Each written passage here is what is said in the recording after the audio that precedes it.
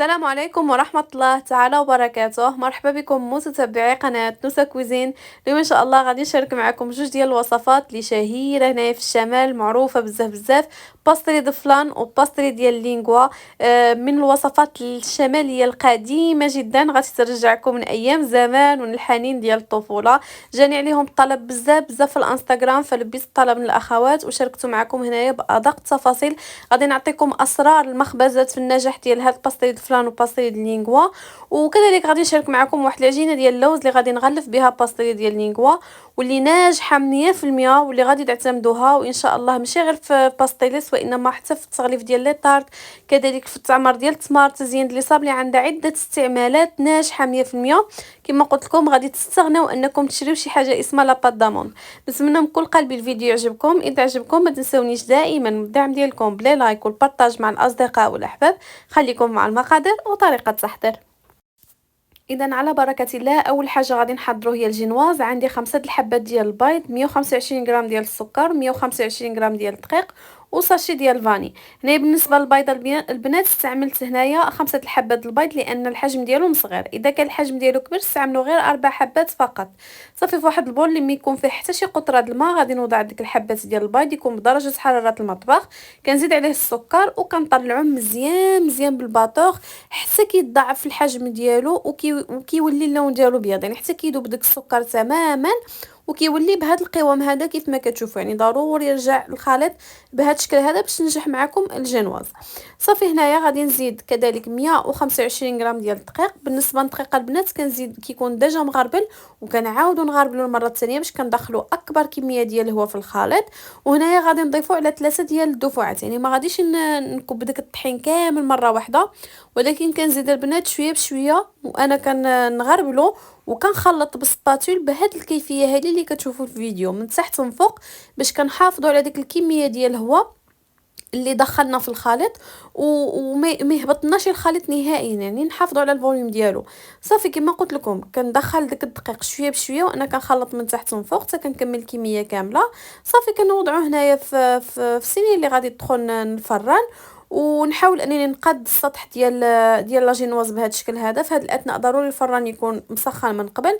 كندخلها على 180 درجه ماكسيموم 7 دقائق كتكون واجده، يعني دغيا دغيا كتوجد، لان كما كتشوفوا رقيقه. صافي هنا غادي ندوز باش نحضروا السيرو اللي غنسقيو به الجينواز ديالنا، اللي غادي نحتاج فيه كاس ديال السكر وجوج كيسان ديال الماء، وغادي نزيد لي طرونش ديال الحامض. ممكن تعملوا الفاني ولكن انا كنفضل صراحه لي طرونش الحامض كيجي افضل.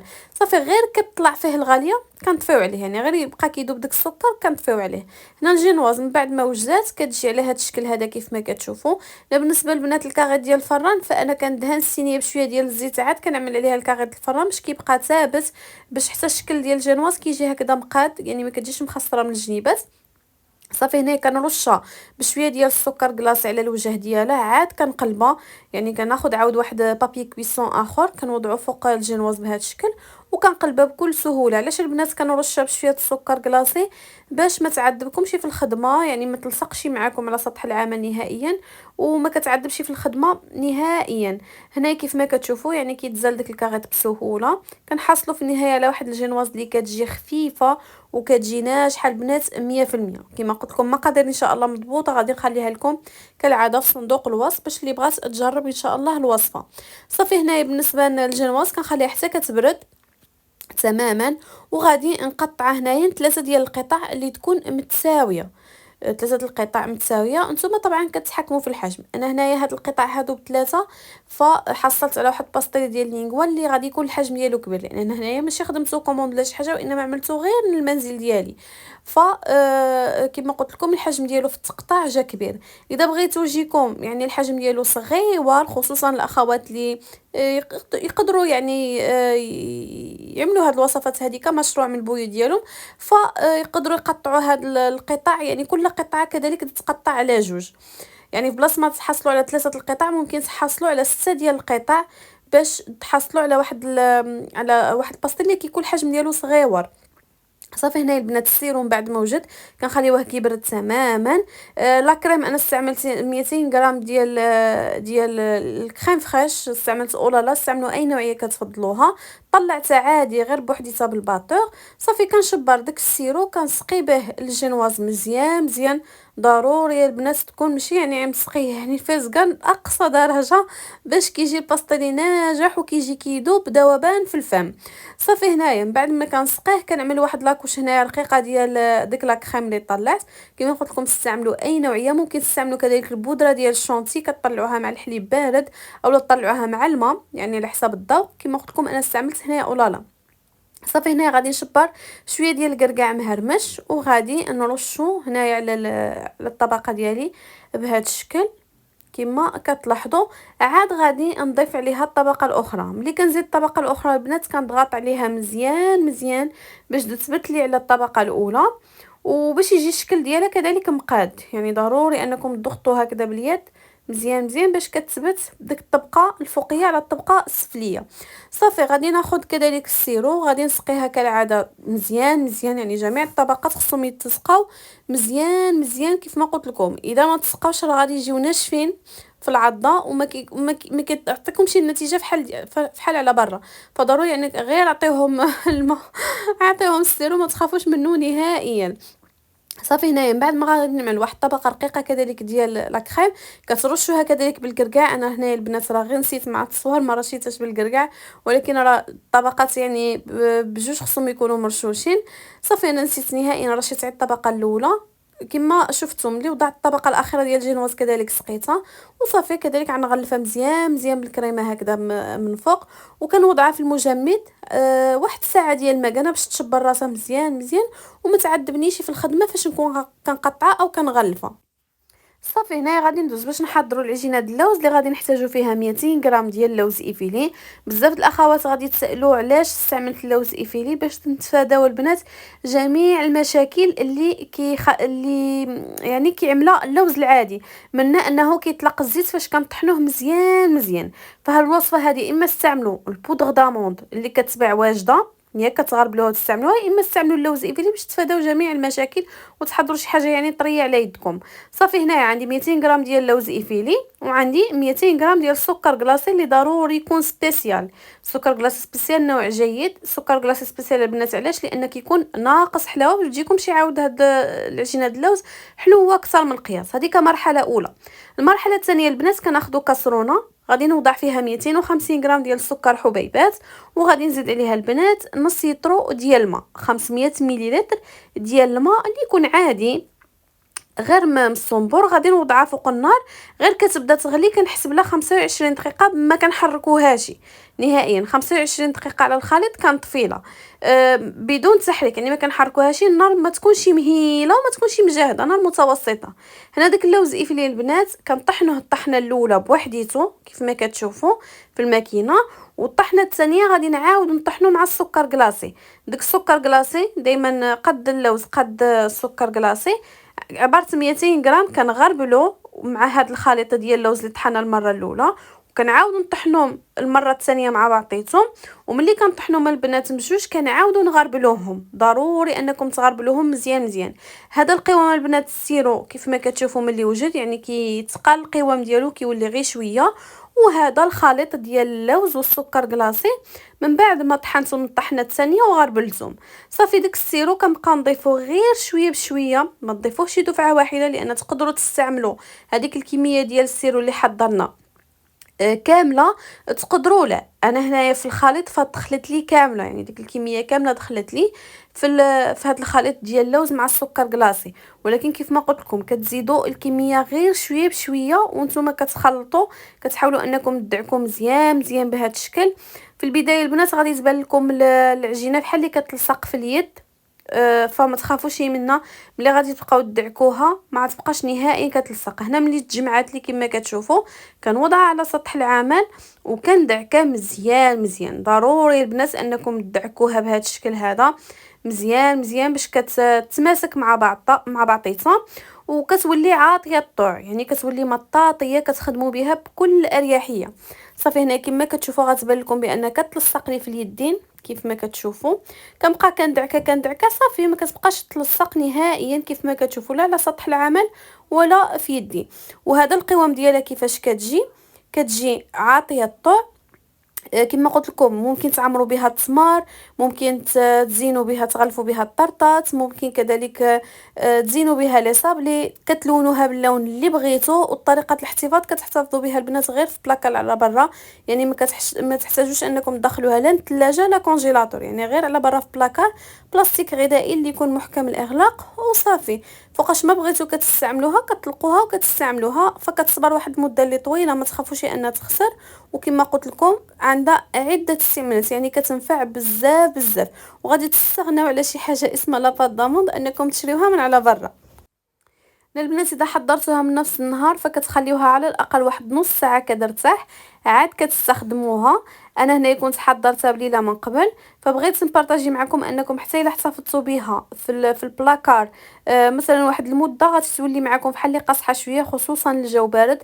ما تخافوش منا نهائيا البنات. على هادشي انا بارطاجيت معكم هذا المقطع وانا كنطلقه، غتبان لكم كيف ما كتشوفوا في الفيديو بانها بحال اللي كتشق كيف ما كتلاحظوا. يعني هاد العجينه غتبان لكم بحال اللي كتشق عادي جدا، ما تخافوش منها. فوا غادي تبقاو تطلقوها، كنبقى نطلق وكنجمع داك الجنيبات ديال العجينه ديال اللوز، غادي نطويهم كذلك كيف ما غادي تشوفوا، يعني بحال اللي كنطوي شي مسمنه وانا كنطلق صافي. من بعد غادي تولي عاطيه الطوع، يعني بحال اللي كترطب داك العجينه كتولي عاطيه الطوع وصافي. غادي تطلقوها ديك الساعه بكل سهوله، اولا تقطعوها بالطوابع اللي بغيتو. فما غادي يسهل عليكم الخدمه بها كيف ما كنوريكم دابا في الفيديو. فوا كتبقى تطلق فكتشكلوا هذيك الساعه كيف ما بغيتو.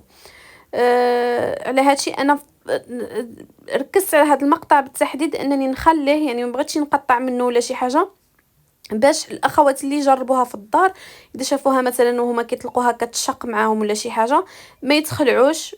عادي جدا كيف ما قلت لكم، غير بهذه الطريقه كنبقى خدمه، غير بهذا الشكل كيف ما كتشوفوا، غير كنعطيوها شويه د الخطر دغيا دغيا كتطلق يعني بكل سهوله. صافي كتولي عاطيه الضوء عفوا، ما كتبقى لا كتشق لا حتى شي حاجه. صافي هنايا انا غادي نحاول انني نطلقها بشكل طولي، وبالنسبه للعرض على حسب الباستيل اللي عندي، يعني على حسب الجنواز اللي خدمنا كيف ما كتشوفوا، باش يسهل عليا انني نغلفها. صافي غادي نخليها هكذاك في بابي كويسون باش يسهل عليا انني نغلفها وبسهوله. كيف ما كتشوفوا كنغلف داك الجنواز اللي خدمنا بهذه الطريقه هذه، كنحيد ديك بابي كويسون غير بشويه بهذا الشكل. وصافي هنايا كنحاول انني نقاد ديك الجنيبات مزيان مزيان، نثبتها مزيان على داك الجنواز. هنا الجنواز مع لا كريم انا خليتها في المجمد تساعد المكانه باش تشبر راسها شي شويه، وحتى فاش نبغي نقطعها كتقطع معايا يعني بشكل مفيني، يعني كيجي مفيني التقطع ديالها، ما كتجيش ما كيتخسرش الشكل ديالها نهائيا. صافي هنايا البنات كما كتشوفوا ملي كنغلفها كنحاول نحيد ديك الزوائد كامله كيف ما كتشوفوا، ونحاول انني نملا الفراغات. هنا كنزينوا بالطريقه الكلاسيكيه اللي كيزينوا بها الباستي د لينغوا، كنشرطوا هكذا بالموس من فوق بشريطات هكذا، وكذلك غادي ندوز باش نشرطوا باتجاه العكسي. فكما قلت لكم هذا التزيين معروف به الباستي د لينغوا، واحد التزيين اللي كلاسيكي فقط. ممكن تخليوه نتوما عادي او ممكن تعملوه كما كتشوفوا بهذه الطريقه، يعني كنعملوه بحال كروات كيف ما كتشوفوا على ديك العجينه ديال اللوز. وصافي هنايا ما يحتاجش انكم ترجعوه للمجمد، فكتقطعوه مباشره عفوا. كيف ما قلت لكم البنات في الاول اذا بغيتوا القطع يجيوكم صغيره فكان عليكم تقطعوا مثلا داك الجنواز على 6، غيجيوكم قطع صغيره يعني بحال دي صواري غادي يجيوكم. انا هنايا قطعت قطع كبيره كيف ما قلت لكم هنايا مع الزربه، ونيت راه خدمته البنات غير النضار ديالي، يعني ماشي كانت كوموند ولا شي حاجه، غير النضار خدمته. فكنت عييت وكان خصني غير نزرب، فقطعته هنايا قطع كبيره كيف ما كتشوفوا. هنايا غادي نرش الوجه ديالو بشويه ديال السكر كلاصي سبيسيال، حيت معروف باستي د لينغوا كيترش الوجه ديالو بالسكر كلاصي. كيف ما قلت لكم عطيتكم جميع المراحل اللي كيتخدم هذا الباستيلي هذا فحال المخبزات تماما. صافي هنا كيف ما كتشوفوا من بعد ما رشيته بالسكر كلاصي غادي نوريكم الشكل ديالو من داخل كيفاش غيجي. كيجي رائع جدا هاد الباستيلي لذيذ بزاف بزاف. المغتربين كما قلت لكم غادي يرجعكم من ايام زمان، وغادي يرجع الحنين ديال الطفوله. كما كتشوفوا هذا الشكل ديالو كيجي من اروع ما يكون، المذاق كيجي رائع جدا جدا نتمنى من كل قلبي انكم تجربوه، انا متاكده الا جربتوه غادي تبهركم النتيجه وغادي يعجبكم بزاف بزاف. وحتى الاخوات اللي موالفين كيشريوه هنايا في الشمال فانا متاكده الا جربتوه ما غتبقاوش تشريوه نهائيا، فغيولي ان شاء الله معتمد عندكم. هذا بالنسبه للوصفه الاولى اولا الباستيل الاول اللي شاركت معكم كيف ما كتشوفوا. غادي نشارك معكم الوصفه الثانيه هي باستيل ديال الفلان اللي كيجي كذلك اكثر من رائع واللي معروف بزاف بزاف. وبالنسبه للباستيل ديال الفلان البنات راه غادي تحتاجوه حتى في رمضان ان شاء الله، في العراضات ملي كيكونوا مجموعه العائله والاحباب فكيحتاج اللمه وكيجي كما قلت لكم حتى هو كيجي من اروع ما يكون. هاد الباستيل اللي غادي نشارك معكم كالعاده البنات اول حاجه غادي نبدا بها هي الجنواز هنا عملت 4 الحبات ديال البيض، وغادي نحتاج هنايا كذلك 125 غرام ديال السكر حبيبات، وغادي نحتاج 125 غرام ديال الدقيق. هذه الوصفه المعتمده عندي في الجنواز. وغادي نعمل الفاني ممكن تعوضوه بالقشور ديال الحامض اللي بغيتو. المول انا استعملت هذا ديال الكيكه، عملت فيه هنايا الكاغيط ديال الفران ضروري باش ما تلصق لكمش الجنواز. وصافي هنا عندكم اختيار البنات، اذا ما بغيتوش تعملوها في المول ديال الكيك ممكن تعملوها في الصينيه ديال الفران وتقطعوا هذيك الساعه الاحجام اللي بغيتو. انا هنا عملت على اساس اننا نعدلها في المول يعني بدغيا دغيا. صافي هنايا كما كتشوفوا كما شاركت معكم الجنواز الاولى نفس الطريقه كنطلعوا داك السكر والبيض مزيان مزيان حتى كيتضاعف الحجم ديالهم بهذا الشكل هذا. عاد غادي نزيد لهم كذلك الدقيق بنفس الطريقه، يعني كنزيد الدقيق غير شويه بشويه وانا كنحرك من تحت وفوق. هنايا بالنسبه للدقيق كذلك البنات كنقسموا على 3 ديال الدفعات. هذه الطريقه اذا تبعتوها ما غتجبروش نهائيا مشاكل في الجنواز ابدا، يعني غتحصلوا على واحد الجنواز ناجحه.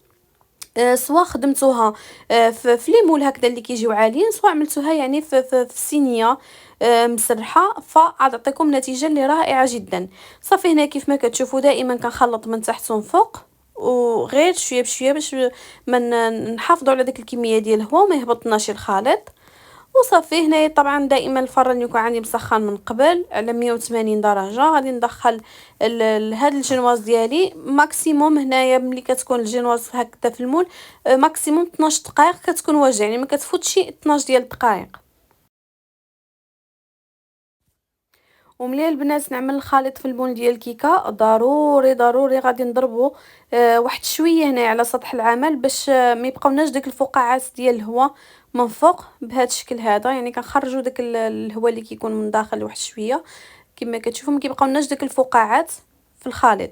صافي بالنسبه لاباراي اللي غادي نحضروا ديال الفلان غادي نحتاج فيها 6 الحبات د البيض، واحد العلبه ديال الحليب المركز المحلى اللي ممكن انكم تعوضوها بكاس ديال السكر. انا هنا خدمته بجوج ديال الطرق، خدمته بالحليب المركز وخدمته عادي غير بالسكر. غنحتاج نص لتر ديال الحليب وغادي نحتاج الفاني اللي ممكن تعوضوها كذلك بقشور ديال الحامض. هذه بالنسبه لاباراي ديال الفلان اللي غادي نحضروا.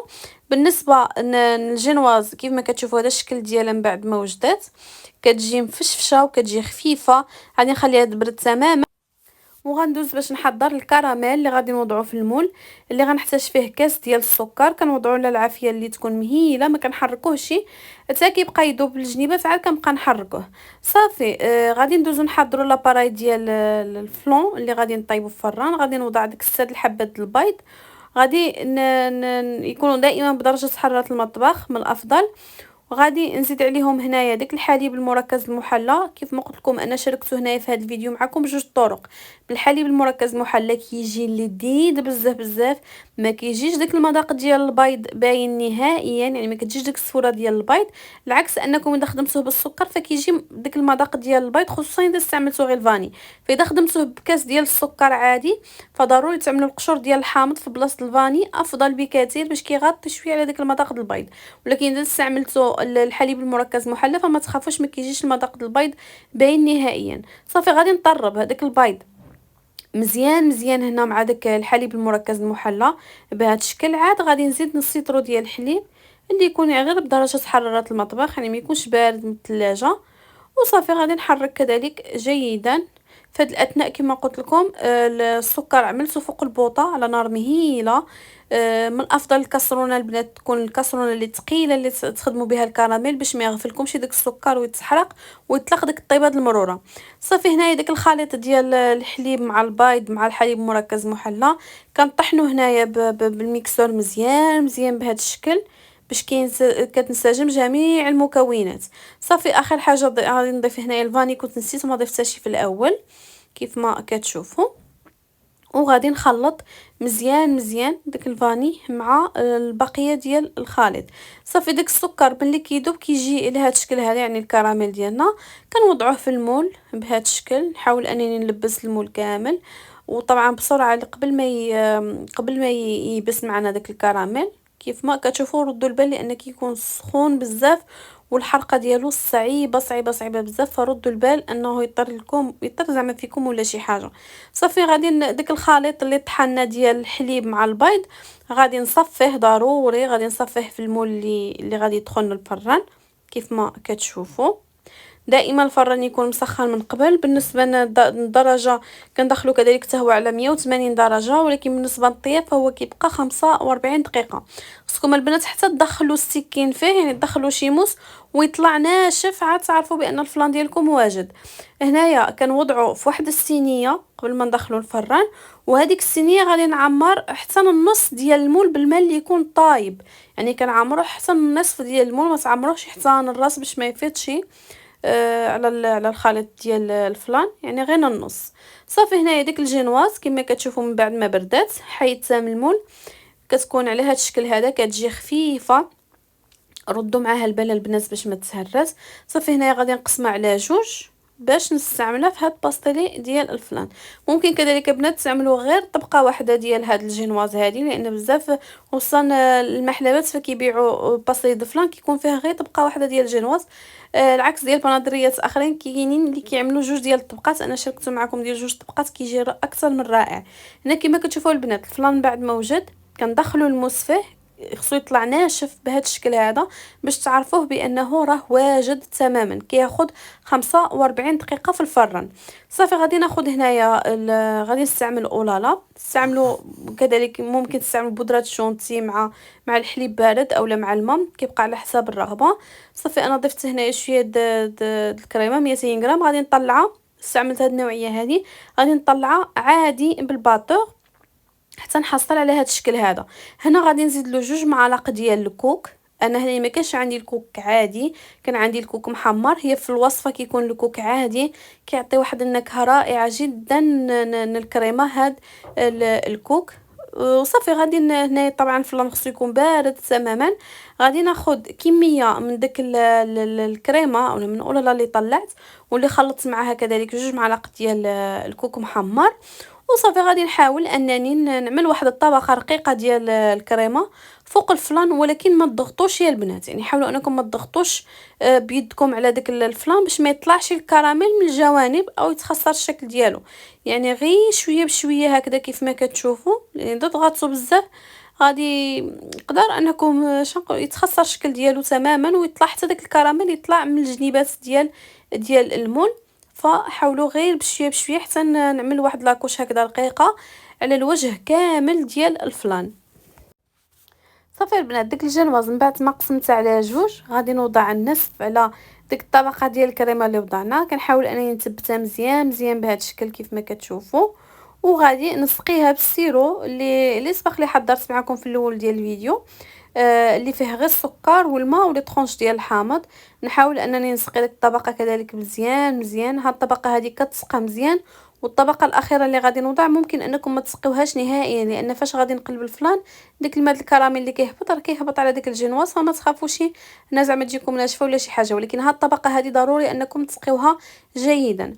صافي هنايا غادي نوضع كذلك كميه ديال الكريمه على الوجه ديال ديك الجينواز، ونحاول انني نسرحها مزيان مزيان بهذا الشكل كيف ما كتشوفوا. وكاخر حاجه غادي نوضع الطبقه الاخيره ديال الجينواز كما قلت لكم انا قسمتها على جوج. غادي نثبتها مزيان مزيان بهذا الشكل، وغادي نسقيها انا هنايا غير شي شويه، يعني ما نسقيهاش بزاف. هذه ما كنسقيوهاش بزاف بحال جينوازه اخرى، لان كما قلت لكم هذه غتكون كقاعده من تحت. وفاش غادي نقلبوا هذا الفلان داك الماء او داك الكراميل اللي كنا حضرنا فهو غادي يهبط على الجوانب، فضروري غادي يزيد يفزك لنا داك الجينواز. هنا البنات كنحطو في الثلاجه حتى كيبرد مزيان على خاطرو، كنغطيه ضروري بشي سلوفان. وصافي هنايا من بعد ما جبدتو كندوز هيدا للجوانب كيف ما كتشوفوا بالموس، كنحركوه حركات خفيفه بهذا الشكل هذا باش دغيا دغيا يتفك معايا. وصافي كنقلبو. هذا بالنسبه للفلان الاول اللي شاركت معكم كما قلت لكم بالحليب المركز المحلى، فكيجي على هذا الشكل هذا. صدقوني البنات الا جربتوه غادي يعجبكم بزاف بزاف. ممكن تخدموه كتحليه في رمضان، غزال مع اللمه ديال العائله والاحباب، فكيجي رائع جدا جدا. صافي هنا كما كتشوفوا غادي نقسمو باش تشوفوا كيفاش كيجي من داخل، فكيجي ناجح 100%. انا هنايا كانت معايا صديقه ديالي فحضرته خصيصا الصديقه ديالي، وحماقت عليه عجبه بزاف بزاف، خصوصا اول مره كتذوقو. هي من مراكش فعجبه بزاف بزاف، قالت لي واحد المذاق مميز في هذا الفلان هذا، فلذلك شاركته معكم. فنتمنى انكم حتى نتوما تجربوه وتصيفطوا لي طبعا كالعاده في الانستغرام التطبيقات ديالكم. كنفرح بزاف بزاف فاش شي وحده كتجرب الوصفات ديالي وكينجحوا الوصفات ديالي معاها، كيعجبني الحال. غادي نخليكم ان شاء الله الرابط الانستغرام في صندوق الوصف باش تبعثوا لي بالتطبيقات ديالكم. بالنسبه للفلان ديال اللي قلت لكم ما عملتش فيه انا الحليب مركز محلى، عملت فيه غير السكر.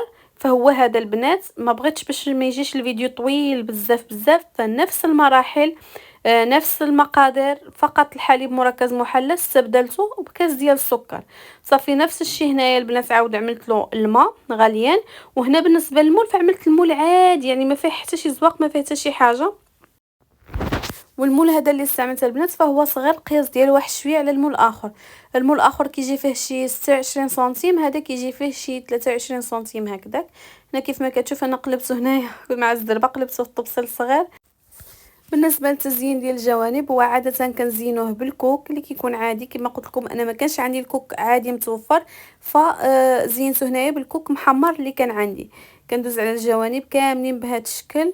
كما قلت لكم انا عند الزربه عملت الطبسيل صغير، فما تديوش على الطبسيل الصغير اللي عملت، فعملوه في الطبسيل يكون كبير. او ممكن كما قلت لكم تكتفيو غير بدوك 2 معالق الكوك اللي عملنا مع لا كريم، يعني في الوسط ديال هاد باستيد الفلان. فاذا ما بغيتوش يعني بغيتو تستغناو على هاد المرحله دي كامله ما تعملوش داك الكوك من الجناب، ممكن انكم ما تعملوهش. صافي انا هنايا زينت كما شفتوا زينت ديك الجوانب بالكوك محمر. وصافي غادي نقطعو باش نوريكم كيفاش كيجي حتى هو البنات ناجح 100%. كما قلت لكم واخا ما تعملوش فيه الحليب المركز محلى، فهذا الشكل ديالو كيفاش كيجي حتى هو رائع جدا جدا. فقط نصيحه اللي نعطيكم انكم بلاصه الفاني اذا خدمتوه غير بالسكر عادي فاعملوا القشور ديال الحامض افضل باش يتلف ديك النكهه ديال البيض. ولكن اذا خدمتوه بالحليب المركز المحلى فاحتفظوا غير بالفاني، فكيجي رائع جدا جدا.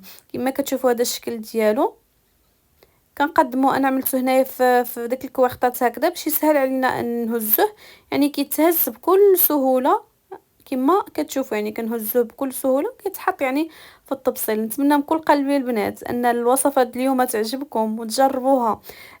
واذا عجبكم كالعاده كما كنقول الفيديو ما تبخلوش عليا بالدعم ديالكم بلي لايك وبالبارطاج مع الاصدقاء والاحباب. وما تنساوش تخليو لي في التعاليق كالعاده الوصفات اللي تبغيو انني نبارطاجيها معكم او نصورها معكم ان شاء الله. لا بالنسبه للوصفات الرمضانيه ان شاء الله، ولا بالنسبه للوصفات المعتاده اللي كنبارطاجي معكم. فنتمنى انكم تخليوها لي في التعاليق، ونتمنى الفيديو يكون نال الاعجاب ديالكم. نقول لكم الى اللقاء في فيديو اخر ان شاء الله.